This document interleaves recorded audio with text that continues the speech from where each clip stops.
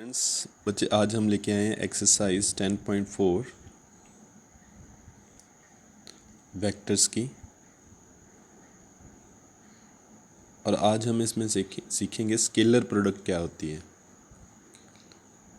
Sorry vector product क्या होती है।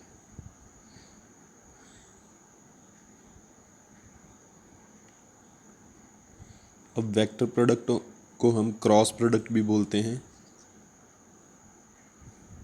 राइट।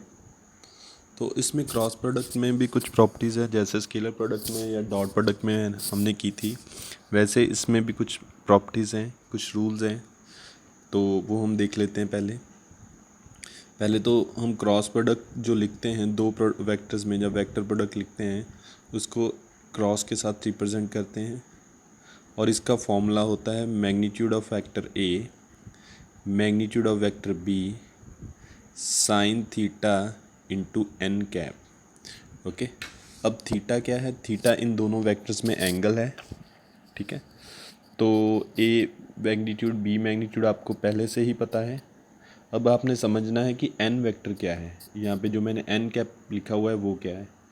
उसके लिए आप देखिए कि सपोज़ मेरे पास एक ये प्लेन है लाइक दिस, ठीक है। इस प्लेन में मैं दो वेक्टर्स ले रहा हूँ सपोज़, ठीक है जी। सपोज़ ये वेक्टर ए और ये वेक्टर बी हो गया मेरे पास। This is vector A and this is vector B, और ये थीटा इन दोनों में एंगल हो गया।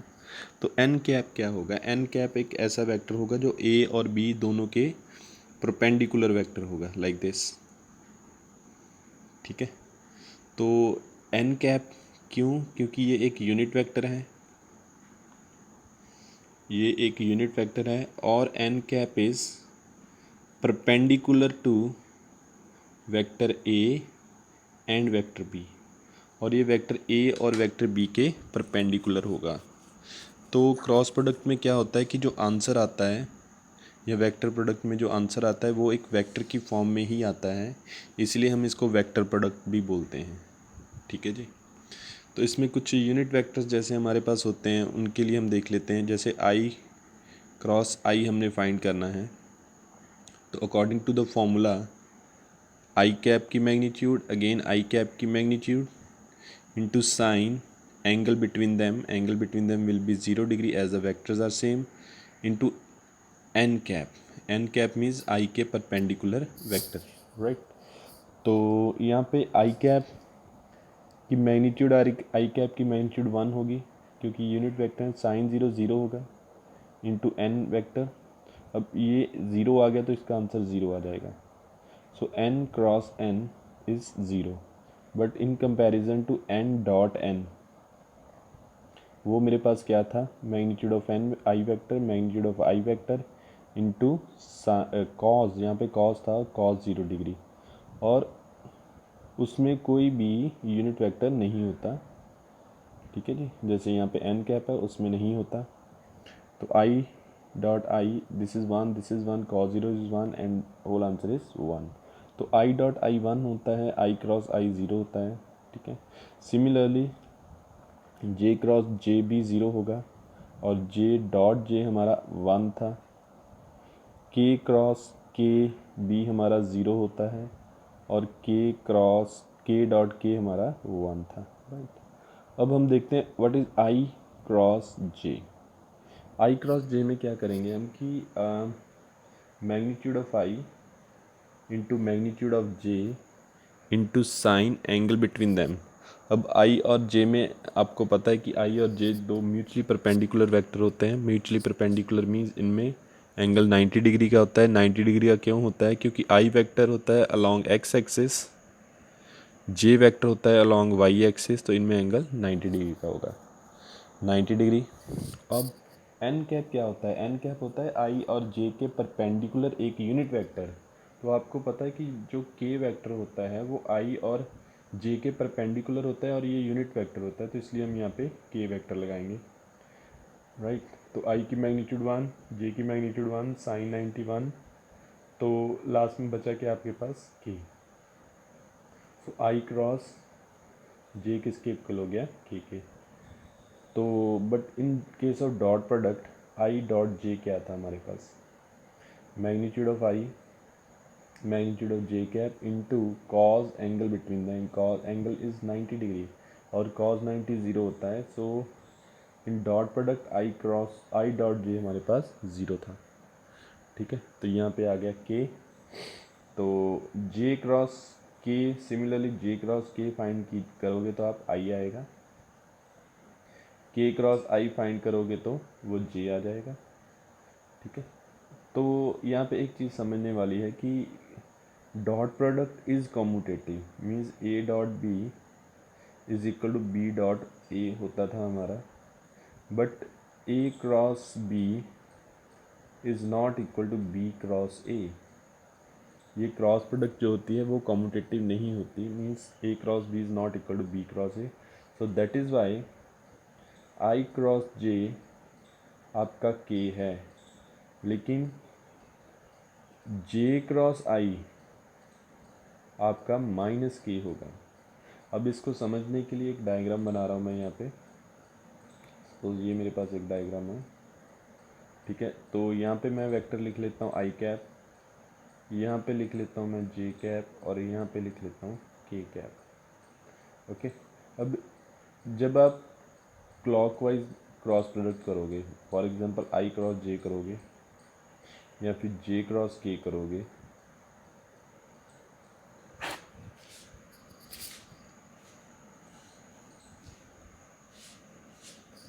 जे क्रॉस के करोगे या फिर के क्रॉस आई करोगे, तो आई क्रॉस जे का आंसर के आएगा, जे क्रॉस के का आंसर आई आएगा और के क्रॉस आई का आंसर जे आएगा। बट अगर आप एंटी क्लॉकवाइज चलोगे, मीन्स आई क्रॉस के करोगे, तो इसका आंसर माइनस जे आएगा। के क्रॉस जे करोगे तो माइनस आई आएगा और जे क्रॉस आई करोगे तो माइनस की आएगा, ठीक है जी। सो अगर आप इस सर्कल में क्लॉकवाइज चल रहे हो तो आंसर पॉजिटिव आएंगे, बट अगर आप एंटी क्लॉकवाइज इनकी क्रॉस प्रोडक्ट कर रहे हो तो इसका आंसर नेगेटिव आएंगे, राइट। तो ये समझने के लिए था। अब मैं आपको बताता हूँ कि दो वेक्टर की क्रॉस प्रोडक्ट करते कैसे हैं, ठीक है। तो उसके लिए सपोज मेरे पास एक वेक्टर है आई cap plus 2 J cap plus 3 के कैप। दूसरा वेक्टर सपोज मेरे पास है 2 I cap 6 J cap plus K cap. तो सपोज़ मेरे पास ये दो वेक्टर्स हैं और मैंने इनकी क्रॉस प्रोडक्ट करनी है, तो उसके लिए बच्चे मैं एक डिटर्मिनेंट मेथड यूज़ करूँगा यहाँ पे। डिटर्मिनेंट मेथड में कैसे करेंगे, सबसे पहली रो बनाएंगे आई कैप जे कैप और के कैप की, और बाकी जो दो रोज बनेंगे इन वेक्टर के जो कोफिशिएंट्स हैं लाइक 1 2 3 2 6 एंड 1, तो ये इनकी क्रॉस प्रोडक्ट करने के लिए इसको एक डिटर्मिनेंट फॉर्म में कन्वर्ट कर लिया मैंने। अब मैं क्या करूँगा, सो वेक्टर आई डिटर्मिनेंट जैसे सॉल्व करता हूँ with row 1 2 6 3 1 J cap 1 2 3 1 plus K cap 1 2 2 6, ठीक है जी। तो vector I is equal to 2 minus 18 1 minus 6 and 6 minus 4, right. तो ये कितना आ गया आपके पास -16 I cap minus 5 and it will become +5 J cap and +2 के कैप। तो इन किसी दो वेक्टर की अगर क्रॉस प्रोडक्ट करनी हो तो हम ऐसे कर सकते हैं, राइट। तो ये चीज़ हो गई। अब कुछ प्रॉपर्टीज़ करते हैं हम क्रॉस प्रोडक्ट की। सो पहली प्रॉपर्टी तो यही है कि ये कॉम्यूटेटिव नहीं है, means A cross B is not equal to B cross A, means A cross B का आंसर कभी भी बी क्रॉस ए की इक्वल नहीं आता, ठीक है जी। अब if the two vectors are parallel, if two vectors are parallel, अगर दो वेक्टर पैरेलल हो तो क्या होगा। फॉर एग्जांपल मेरे पास एक वेक्टर है 2i plus 3j plus 4k, और दूसरा वेक्टर मेरे पास सपोज है 4i plus 6j plus 8k।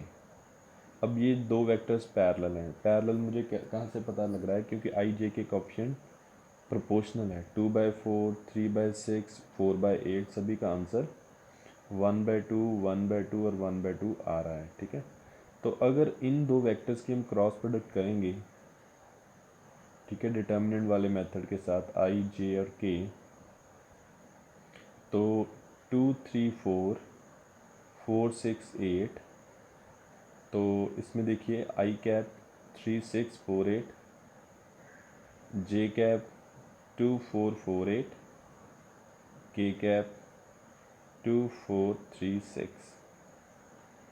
So this is I 24 minus 24, J 16 minus 16, K 12 minus 12 means ये 0 I कैप, 0 J कैप और 0 K कैप मीन्स 0 वेक्टर आ रहा है आपके पास। सो इन केस अगर दो वेक्टर्स पैरेलल हों तो उनकी क्रॉस प्रोडक्ट 0 होती है। सो अगर दो वेक्टर पैरेलल हों तो उनकी क्रॉस प्रोडक्ट 0 होती है। तो ये आपकी second most important property in case of cross product, right. तो अगर हम कुछ और प्रॉपर्टीज़ देखना चाहें तो let us have a check.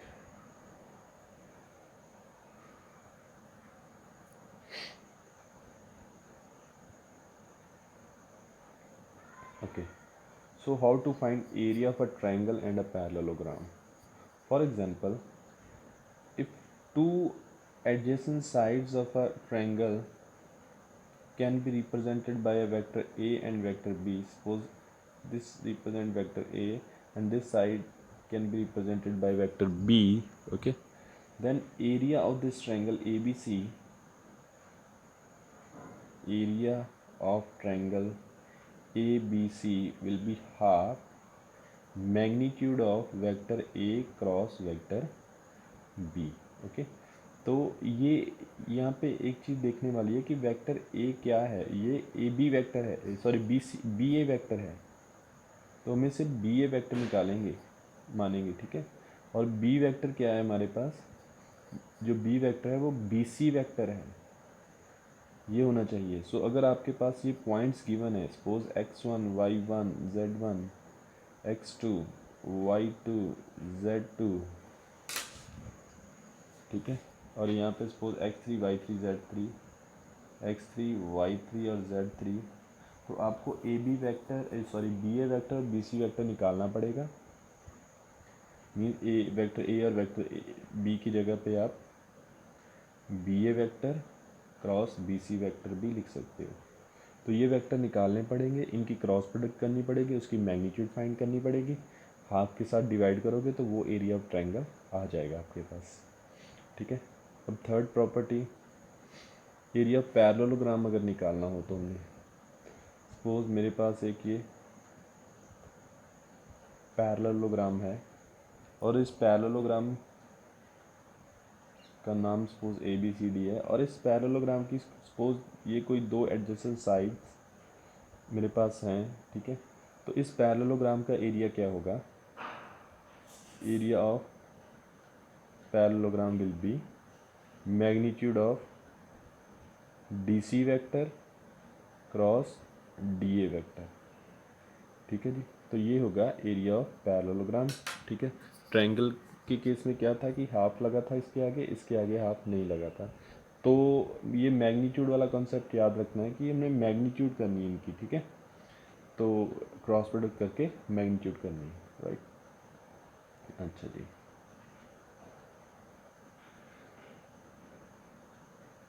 तो ये कुछ प्रॉपर्टीज़ थी, ठीक है।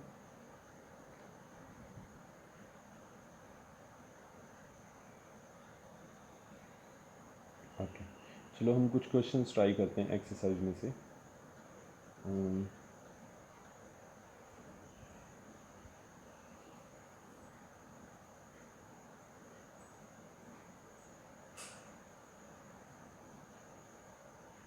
हाँ जी, तो ये बच्चे आपके सामने एक्सरसाइज 10.4। तो सबसे पहले मैं इसमें क्या बोला इसने कि फाइंड ए क्रॉस बी मैग्नीट्यूड। ए वेक्टर आपको दिया हुआ है, फर्स्ट क्वेश्चन कर रहे हैं हम। A vector is I minus 7j plus 7k और बी वेक्टर आपको दिया हुआ है 3i minus 2j plus 2k। तो हमने क्या फाइंड करना है, पहले ए क्रॉस बी। क्रॉस प्रोडक्ट का मैंने आपको बताया कि वेक्टर आई, वेक्टर जे और वेक्टर के मान लीजिए इसको। यहाँ पे 1 माइनस 7 और 7, 3 माइनस 2 और 2, राइट।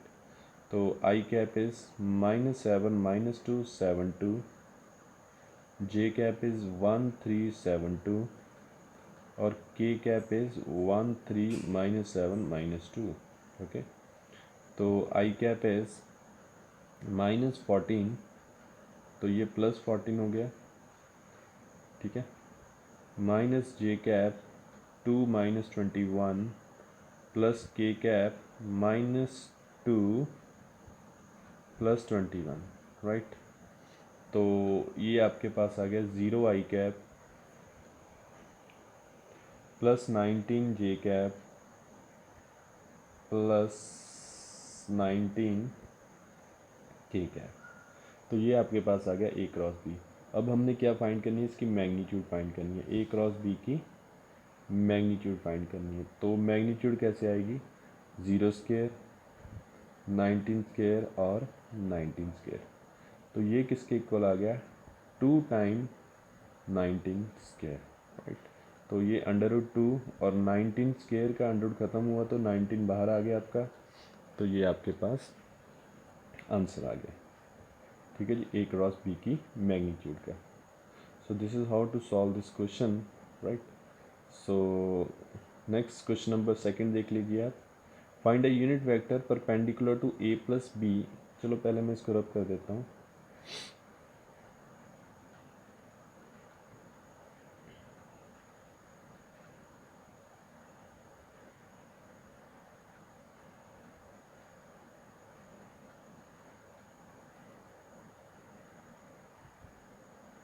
हाँ जी,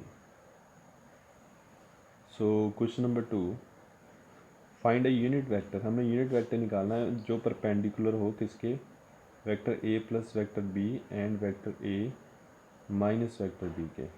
तो ए वेक्टर आपको दिया हुआ, बी वेक्टर भी आपको दिया हुआ है। पहले आप ए प्लस बी वेक्टर निकालोगे। ए प्लस बी के लिए दोनों को ऐड करोगे, आप स्टेटमेंट में देख सकते हो, दोनों को ऐड करोगे तो 4 I cap plus 4 J cap plus 0 K cap. और vector A minus vector B किसके इक्वल आएगा, दोनों को माइनस करोगे, ठीक है जी।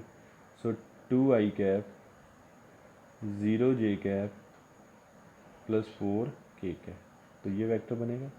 हमने क्या निकालना है, इन दोनों के पहले परपेंडिकुलर वेक्टर निकालना है।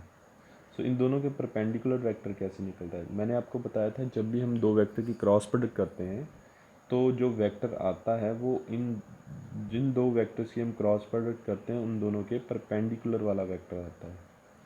तो यहाँ पे suppose this is I cap, this is J cap and this is के कैप। दिस इज़ 4 4 और 0, यहाँ पे 2 0 और 4। तो क्रॉस प्रोडक्ट के लिए हम डिटर्मिनेंट को सॉल्व करेंगे। आई cap 4 0 0 4, J cap 4 2 0 4, K cap 4 2 4 0, right? So this is 16 I cap minus 16 j cap plus minus 8, right? तो 16 I cap minus 16 j cap minus 8 k cap। तो ये वेक्टर आ गया। ये दो वेक्टर्स की क्रॉस प्रोडक्ट करेंगे तो ये वेक्टर आ जाएगा जो ए प्लस बी और ए माइनस बी के परपेंडिकुलर होगा। बट स्टेटमेंट में उसने बोला हुआ है कि हमें जो वेक्टर चाहिए वो यूनिट वेक्टर चाहिए। तो यूनिट वेक्टर के लिए हम इसकी पहले मैग्नीट्यूड भी फाइंड करेंगे।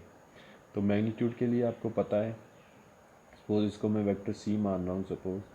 तो सी वेक्टर की मैग्नीट्यूड निकालने के लिए आई के कोफिशिएंट का स्क्वायर प्लस जे के कोफिशिएंट का स्क्वायर प्लस के कोफिशिएंट का square. 16 square is 256, 256 and 8 square is 64। तो अगर इनको हम ऐड करेंगे तो ये बन जाएगा 256, 256 और 64।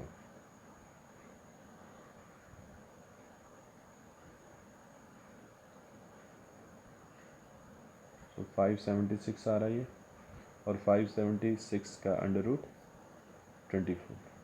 ठीक है जी। तो ये आ जाएगी आपकी वेक्टर सी की मैग्नीट्यूड। तो हमें यूनिट वेक्टर निकालना था, तो इसको मैग्नीट्यूड के साथ डिवाइड कर देंगे। सो यूनिट वेक्टर 16/24 आई कैप, 16/24 जे कैप, 8/24 के कैप। तो इसकी कटिंग कर सकते हो 2 के साथ, 2/3 आई कैप, 2/3 जे कैप और 1/3 के कैप। तो ये वेक्टर होगा जो रिक्वायर्ड वेक्टर होगा। तो ठीक है बच्चों, बाकी क्वेश्चन आप खुद से ट्राई कीजिएगा। Thank you.